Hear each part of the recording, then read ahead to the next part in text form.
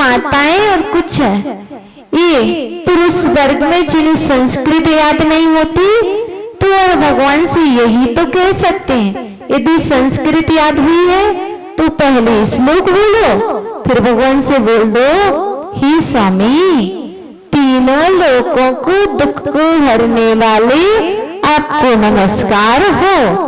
पृथ्वी तल की आभूषण स्वरूप भगवान आपको नमस्कार हो। तीनों जगत की परमेश्वर स्वरूप भगवान आपको नमस्कार हो। ही जिनेन्द्र देव भवसागर की सुखाने वाले आपको मेरा नमस्कार हो। ये 26 नंबर के काव्य का अर्थ हुआ, समझ में आ गया होगा। आ गया, गया तो नहीं, आ गया, आया और गया नहीं, आया और ठहरा रहना चाहिए। तो इस काव्य में आचार्य भगवान ने कहा है जो श्रावक यदि इस काव्य को अच्छी तरह से पढ़ते हैं, इस पर अमल करते हैं, तो वह सर्व सिद्धियों को, संपूर्ण सिद्धियां उनके हाथ में आ जाती हैं।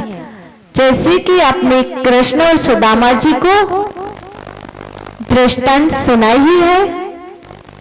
कृष्ण और सुदामा कौन थे? मित्र थे ना। सुदामा कैसे थे? गरीब थे। और बाद में उनकी दिन कैसे आए? अच्छे आए। तो इस 26 नंबर जो काव्य है इसमें भक्तम्बर स्तोत्र की सुदामा जी का कथन किया गया है। उनकी भी दिन एक दिन इस 26 नंबर के काव्य से यूं ही पलट गए थे जब वह भक्तम्बर स्तोत्र के काव्य का पाठ कर रहे थे। एक घास फूस की झोपड़ी महल की तरह बन गई थी। तो यहाँ पर वही भक्ति आपको चाहिए जो भक्ति सुदामा जी की कृष्ण के प्रति थी।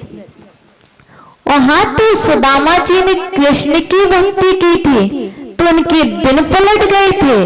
और यहाँ आप जैसे सुदामा जी ने यदि भक्तम्बर स्तोत्र की आराधना की तो आपके दिन भी बहुत जल्दी पलट जाएंगे। पर किसी से मांगना नहीं, किसी के सामने हाथ नहीं फैलाना। सुदामा जी गरीब थी लेकिन कभी भी कहीं भी किसी के समक्ष उन्होंने हाथ नहीं फैला। उन्होंने कभी नहीं कहा भिक्षाम देहि। कहा क्या? नहीं कहा। इसलिए आप भी कभी भी हाथ मत फैलाना, आपके भी दिन बहुत जल्दी पलट जाएंगे। आप नहीं पलटना तो दिन आपके पलट जाएंगे। यदि आप पलटोगे तो आपके दिन नहीं पलट पाएंगे। आप तो भक्तम्बर स्तोत्र के तेजों को पलटना, आप तो भक्तम्बर स्तोत्र के तेजों को पलटना। आपका जो अशुभ कर्म है वो शुभ में परिवर्तित हो जाएगा। तो अब हम आगे चले कहां? घर नहीं, 27वें काव्य में जिसमें आचार्य भगवान बतला रहे हैं दोष रहित गुणों के स्वामी। आप तो कैसे हो? दोष रहित हो और गुणों के स्वामी हो। कौन? आप। आपकी बात नहीं कर रहे। ये लोग बहुत अच्छे से कहते हम तो दोष रहित हैं और हम तो गुणों के स्वामी हैं। आचार्य भगवान मनतुंग स्वामी कह रहे हैं आप नहीं, भगवान आप दोषों से रहित हो और गुणों के स्वामी हो। हम दोष सहित हैं और अवगुणों के स्वामी हैं। इसीलिए तो आपके पास आए हैं कि आपके सारे गुण मेरे अंदर में आ जाएं, जिससे हम अवगुण निकाल करके गुणों की स्वामी बन जाएं। अभी स्वामी होना हो कि नहीं? हो, पर अभी हम गुणों के बस स्वामी नहीं है। तो गुणों के स्वामी बनना है तो इस पुस्तक को हाथ में लिया, प्रभु का सहारा लिया, और सहारा लिए रहना, आप गुणों के स्वामी बन जाओगे। कैसे? उच्चारण करवाएं कि बाद में कराएंगे? को विस्मयोत्र यदि नाम गुणैरशेषैः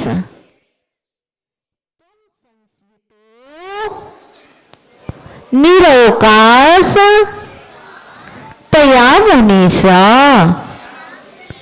दोषैरुपात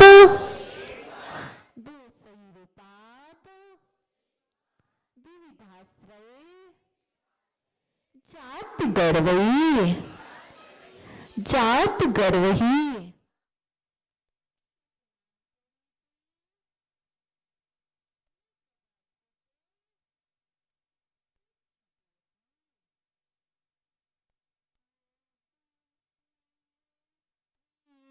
नामी गुणैरशेषैः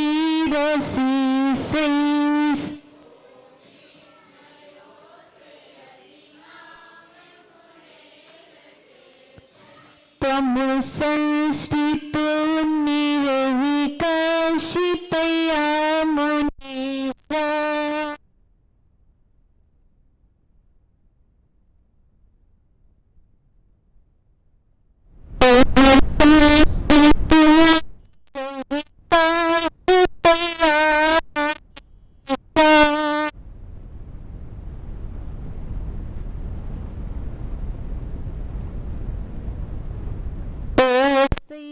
रूपाति विविधा जाति गौरवी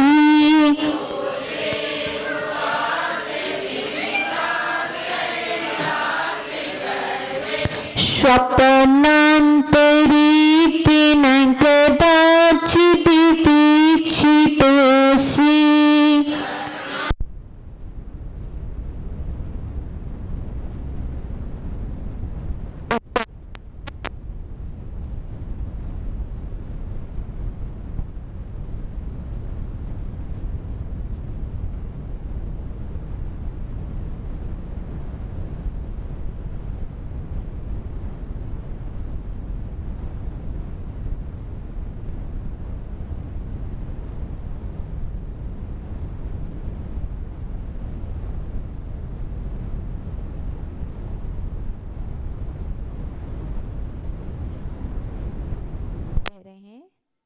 हे भगवान, सुनो ना, हे भगवान,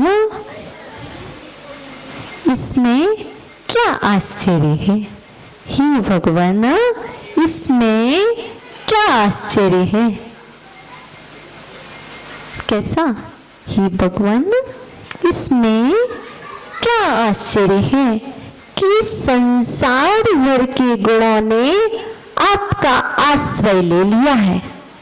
हे भगवान, इसमें क्या आश्चर्य है कि संसार भर के गुणों ने आपका आश्रय ले लिया है। कारण उनको अन्यत्र कहीं भी स्थान नहीं मिला क्या? हे भगवान, इसमें क्या आश्चर्य है कि संसार के संपूर्ण गुणों ने आपका आश्रय ले लिया है। कारण क्या उनको अन्यत्र कहीं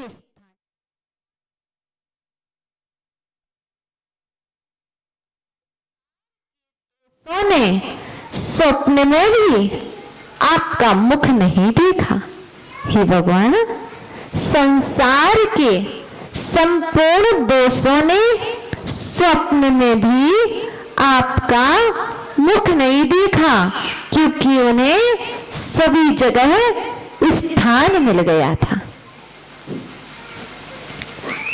समझे? यहां पर एक बात कही गई है, आप यदि गुणों का आदर करोगे तो आप आपके अंदर में गुण समाहित होंगे। यदि आप अवगुण का आदर करोगे, दोष का आदर करोगे, तो आपके अंदर में दोष समाहित होंगे। भगवान ने जिनका आदर किया उनके पास वही आए। भगवान ने अपने पास दोषों को स्थान नहीं दिया। आप कहते हो हमें स्वप्न अच्छे नहीं आते, कहते कुछ लोग कहते हैं हमें स्वप्न अच्छे नहीं आते, हमारे विचार अच्छे नहीं होते। कारण आपने दिन में कौन से भाव रखे, किनका आपने आदर किया। यदि आप अच्छी बातों को रखते तो रात्रि में शयन के काल में आपको अच्छे स्वप्न आते। यदि आप दिन में ही बुरी बातों का आदर करते तो रात्रि में भी आपको शयन के समय में बुरे स्वप्न आते हैं। आप जिसका आदर करोगे वही तो मिलेगा। आप कहो हम मुनिराज का पड़गाहन ना करें और मेरे घर में मुनिराज आ जाएं, संभव? आप कहो